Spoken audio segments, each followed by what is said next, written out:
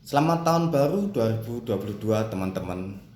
Senang sekali bisa berjumpa lagi di channel Sulis Ceplek di tahun yang baru dengan semangat yang baru. Di awal tahun ini kita akan belajar bersama bagaimana sejarahnya tanggal 1 Januari itu menjadi titik awal tahun yang baru di dalam sistem kalender matahari.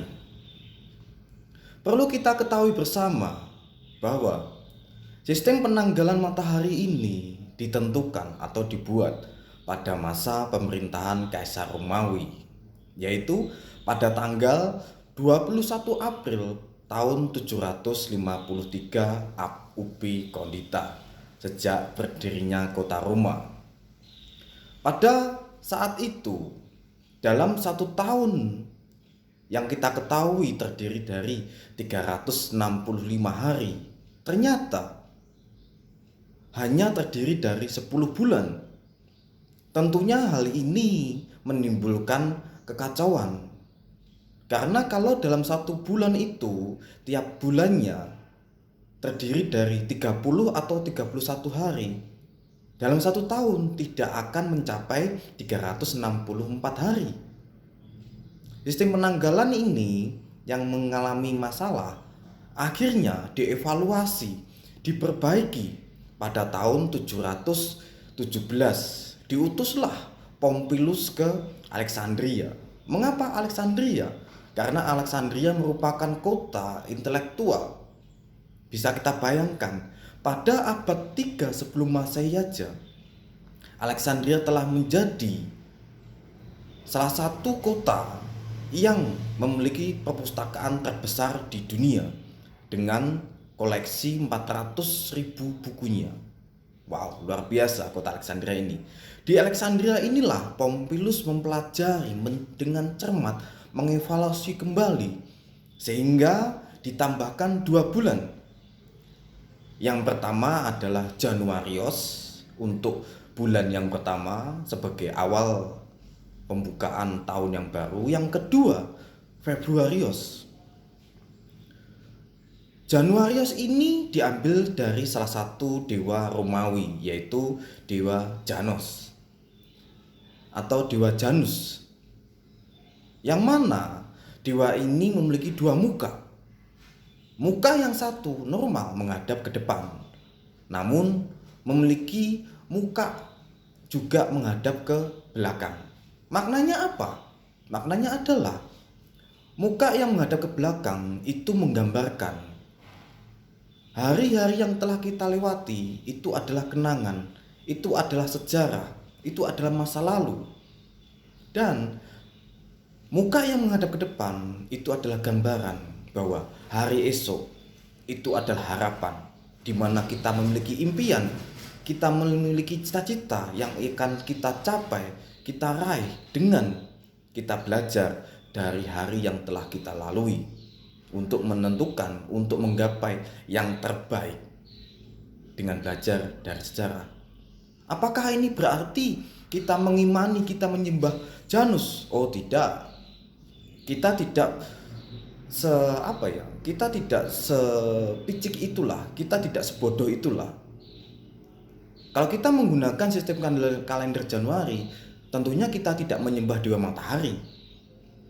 Kalau kita percaya bahwa Januari itu diambil dari salah satu dewa Romawi, yaitu dewa Janus, tidak berarti kita menyembah atau mengimani dewa Janus. Ini merupakan bagian dari sistematika, dinamika sejarah kehidupan, yang mana kita tidak berarti mengimaninya meskipun kita menggunakannya. Pada sistem penanggalan ini yang sudah terdiri dari 12 bulan, ternyata tidak sepresisi sebagaimana kita gunakan saat ini. Kemudian pada tahun 46 sebelum Masehi, sistem penanggalan ini dievaluasi lagi, dikoreksi dengan ditambahkan tahun kabisat, sehingga sepresisi sebagaimana kita gunakan saat ini. Inilah fakta sejarah yang pertama secara umum yang harus kita ketahui. Mengapa 1 Januari itu menjadi titik awal tahun yang baru. Yang kedua, secara historis, apa relevansi historisnya bagi iman Kristen? Tanggal 1 Januari harus kita ketahui adalah salah satu hari yang istimewa di dalam iman Kristen. Sebagaimana tercatat di dalam kitab Lukas, di dalam Injil Lukas 2 ayat 21, Yesus di dalam kemanusiaannya yang adalah anak perawan suci Maria tertulis dengan sangat baik. Narasi historis ini dicatat dengan sangat baik oleh Lukas. Pada hari ke-8 Yesus disunatkan dan diberi nama Immanuel. Hal ini bukanlah sesuatu yang asal-asalan. Yesus sebagai orang Yahudi di dalam kemanusiaannya tentunya taat akan hukum Taurat. Hal ini, hukum ini, peraturan ini tercatat di dalam kitab Imamat 12 ayat ketiga. Kitab Imamat merupakan bagian dari kitab Taurat.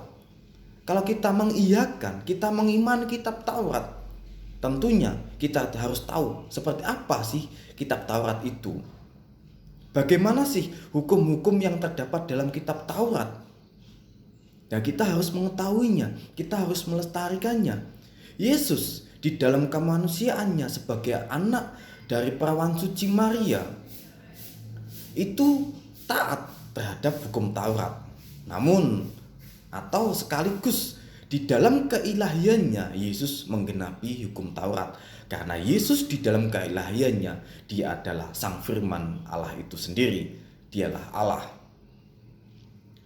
Narasi historis ini bukan hanya sekedar klaim teologis yang mana iman Kristen hanya mengambil dari satu ayat Injil Lukas 2 ayat 21 saja, yang ternyata itu paralel atau cocok dengan peraturan hukum Taurat kitab Imamat pasal 12 ayat 3. Tidak. Narasi historis ini terdokumentasikan dengan baik. Dinyatakan oleh Hippolytus. Siapa Hippolytus? Hippolytus adalah muridnya Irenaeus. Irenaeus adalah muridnya Polikarpus. Polikarpus adalah muridnya Rasul Yohanes. Tentunya narasi historis ini bisa kita cross check mundur ke belakang sampai pada zamannya Tuhan Yesus sendiri. Yang tentunya kesaksian Hippolytus ini yang didapatkan dari Rasul Yohanes secara turun-temurun berdasarkan tradisi lisan. Ini tentunya adalah fakta historis. Hippolytus menyatakan mengenai tanggal 1 Januari ini untuk pertama kalinya di dalam kemanusiaannya, yaitu Tuhan Yesus Kristus dilahirkan pada hari ke-8 sebelum Januari pada hari ke-4. Menarik kan? Yesus dilahirkan 8 hari sebelum Januari. Kita bisa hitung. Hari yang pertama tanggal 1 Januari, hari yang kedua 31 Desember, hari yang ketiga tanggal 30, hari yang keempat tanggal 29, hari yang kelima tanggal 28, hari yang keenam tanggal 27, hari yang ketujuh tanggal 26, hari yang ke-8 tanggal 25 Desember tepat. Sehingga kesaksian Hippolytus ini merupakan fakta historis di dalam iman Kristen. Dan tentunya kita menjadi semakin bangga dengan iman Kristen. Karena apa? Kekristenan merupakan agama yang sesuai dengan fakta historis. Dari sini kita semakin merasa dan kita semakin diberkati dengan fakta-fakta sejarah. Tentunya karena sejarah yang penuh bukti adalah mitra iman yang penuh bakti, dan ini semakin meneguhkan iman kita. Yesus Kristus yang lahir tanggal 25 Desember dalam sistem penanggalan matahari yang kita peringati sebagai hari Natal. Pada hari ke-8 tanggal 1 Januari dia disunatkan dan diberi nama Yesus. Dialah Immanuel, Allah juru selamat kita. Terima kasih teman-teman. Jumpa lagi dalam tayangan-tayangan berikutnya. Tuhan Yesus memberkati.